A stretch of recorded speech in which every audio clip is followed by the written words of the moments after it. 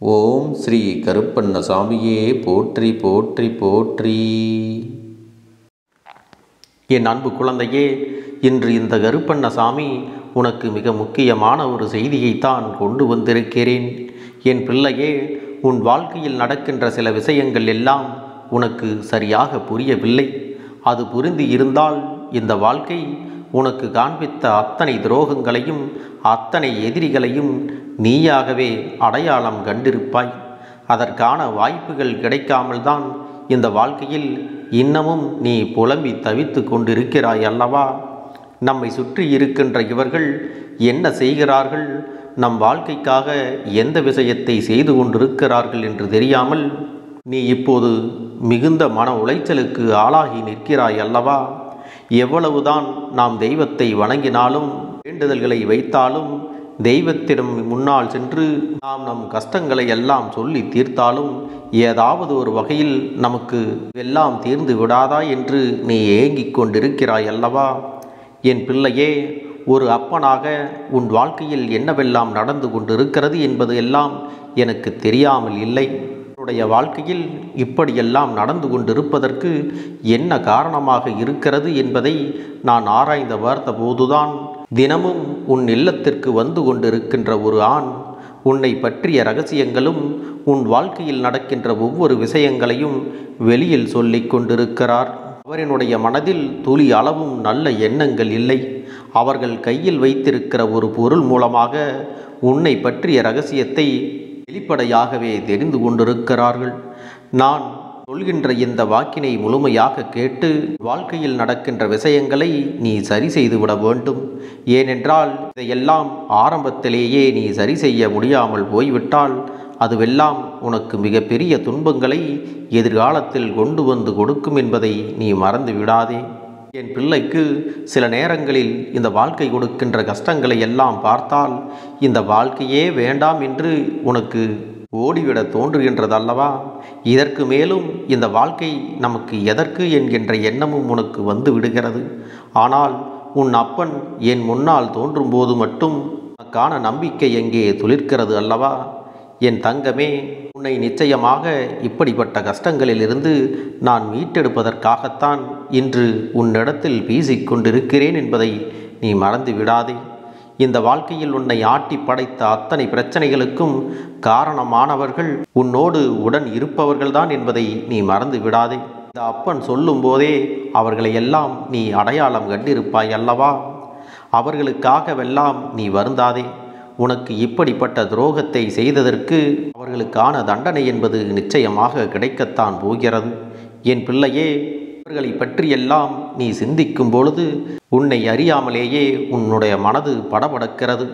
உன்னுடைய வாழ்க்கையில் இனிமேலும் இவர்களை பற்றி கேள்விப்படக்கூடாது, இவர்களை வாழ்க்கையில் இருந்து ஒதுக்கி வைக்க வேண்டும் என்று உனக்கு நினைக்க தோன்றுகிறது அல்லவா? என் பிள்ளையே, அதை பற்றியெல்லாம் இனிமேலும் நீ யோசிக்க தேவையில்லை. ஏனென்றால் இந்த கருப்பன் நானாகவே அவர்களை எல்லாம் உன்னுடைய வாழ்க்கையில் இருந்து விலக்கி வைக்கப் போகிறேன். தங்கமே, நான் உன் இல்லத்தில் கண்ட அந்த ஆண் நீ இப்பொழுது செய்கின்ற துரோகத்தை செய்தவர்களில் முக்கியமானவர். அத்தனைக்கும் இவர்தான் ஆரம்பம் என்பதை நீ புரிந்து கொள்ள வேண்டும். எல்லாவற்றிற்கும் முக்கியமான ஒரு காரணமாக இவர்கள் இருந்து கொண்டிருக்கிறார்கள். அது வீட்டில் இருக்கின்ற பிரச்சனையாக இருந்தாலும் சரி, வெளியில் ஏற்படுகின்ற பிரச்சனைகளாக இருந்தாலும் சரி, இவர்களிடத்தில் ஒரு கெட்ட பழக்கமும் இருக்கிறது. அது என்ன தெரியுமா? உன் இல்லத்திற்கு வந்து உன்னிடத்தில் நல்லபடியாக பேசி உன் மனதில் என்னவெல்லாம் இருக்கிறது என்பதை அவர்கள் வெளிப்படுத்த முயற்சி செய்து கொண்டிருக்கிறார்கள்.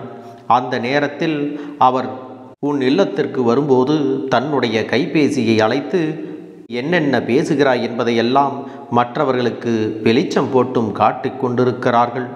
அதில் அவர்கள் பதிவு செய்து பேசுவதை நீ இன்னும் அறியாமல் இருக்கிறாய். ஆனால் அவர்களோ வெளிப்படையாகவும் உணர்வு பூர்வமாகவும் உன் மனதில் இருப்பதை இவர்களிடத்தில் கொட்டி விடுகிறாய். என் அன்பு குழந்தையே, இதில் ஒரு உண்மை இருக்கிறது. அது என்ன தெரியுமா? அவர்கள் பேசும்போது அதை அவர்கள் பதிவது இல்லை. ஆனால் நீ பேசுகின்ற வார்த்தைகளை மட்டும்தான் அவர்கள் அடுத்தவர்களுக்கு காட்ட வேண்டுமென்று ஒவ்வொரு நாளும் இதை பதிவு செய்து கொண்டிருக்கிறார்கள். இவெல்லாம் அறியாமல் தான் நீ யாரிடத்தில் பேசுகிறோம் என்று தெரியாமல் உன் வாழ்க்கையில் இருக்கின்ற அத்தனை விஷயங்களையும் உளறி கொட்டி விடுகிறாய்.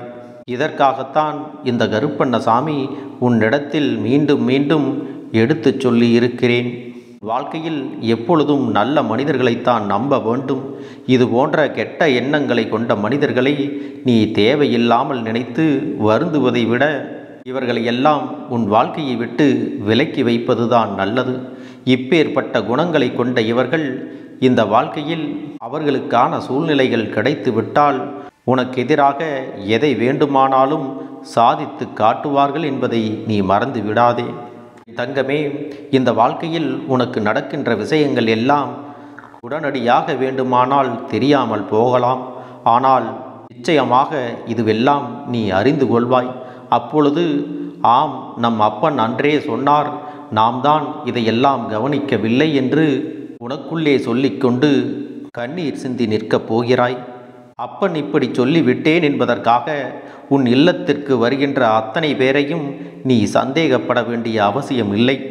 உன் பிரச்சனைக்கு காரணமான ஒருவர் உன் இல்லத்திலே வந்து சாதாரணமாகத்தான் பேசிக்கொண்டிருக்கிறார். உன் இல்லத்தில் பிரச்சனைகள் வரும்போதெல்லாம் தனக்கும் அதற்கும் சம்பந்தம் இல்லாதது போலவே நடித்து கொண்டிருப்பார். அந்த ஒருவரைத்தான் உன் அப்பன் கருப்பண்ணசாமி உன்னிடத்திலே சொல்லி கொண்டிருக்கிறேன். தங்கமே, எப்பொழுது உனக்கு கஷ்டங்கள் வருகிறதோ அப்பொழுது யார் உன்னை விட்டு உடனடியாக தள்ளி நிற்கிறார்களோ அவர்களிடத்தில் நீ கொஞ்சம் கவனமாக இருக்க வேண்டும். உன்னோடு நல்ல உறவில் இருந்தவர்கள் பிரச்சனையின் போது உன்னை விட்டு தள்ளி நிற்கிறார்கள் என்றால் அவர்கள் எப்படிப்பட்டவர்கள் என்பதை நீயாகவே புரிந்து கொள்ள வேண்டும். ஒரு சில சமயங்களிலெல்லாம் கோபத்தில் நிதானமில்லாமல் அவர்களிடத்தில் நீ தவறாக பேசியிருக்கிறாய். அதையெல்லாம் அவர்கள் மனதில் வைத்து கொண்டுதான் உனக்கு எதிராக இப்படி செயல்பட்டு கொண்டு இருக்கிறார் என்பதையும் நீ நினைவில் வைத்து கொள்ள வேண்டும். அதனால்தான் உன் அப்பன் கருப்பண்ணசாமி நீ எந்த ஒரு சூழ்நிலையிலும் கோபப்பட்டு தேவையில்லாத வார்த்தைகளை யாரிடத்திலும் பேசிவிடக்கூடாது என்று உன்னிடத்திலே அறிவுறுத்தி கொண்டிருக்கிறேன். இதுபோன்ற தேவையில்லாத போலியான உறவுகளை முதலில் உன்னுடைய இல்லத்திற்குள் அனுமதிப்பதையெல்லாம் நிறுத்திவிட்டு நிம்மதியாக சந்தோஷமாக வாழ வேண்டும். உனக்கு ஏதேனும் புதிய சிந்தனைகள் இருக்கிறது என்றால் அதை மனதிற்குள்ளே வைத்து நீ செய்யத் தொடங்கு.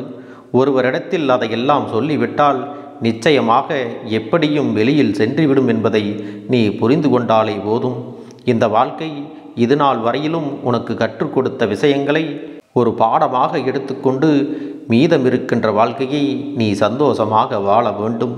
இப்போது இருக்கின்ற இக்கட்டான சூழ்நிலையில் நிச்சயமாக உன்னை மீட்டெடுத்து அழகான ஒரு சூழ்நிலையையும் அன்பான ஒரு வாழ்க்கையையும் உனக்கு நிச்சயமாக உருவாக்கி கொடுப்பேன்.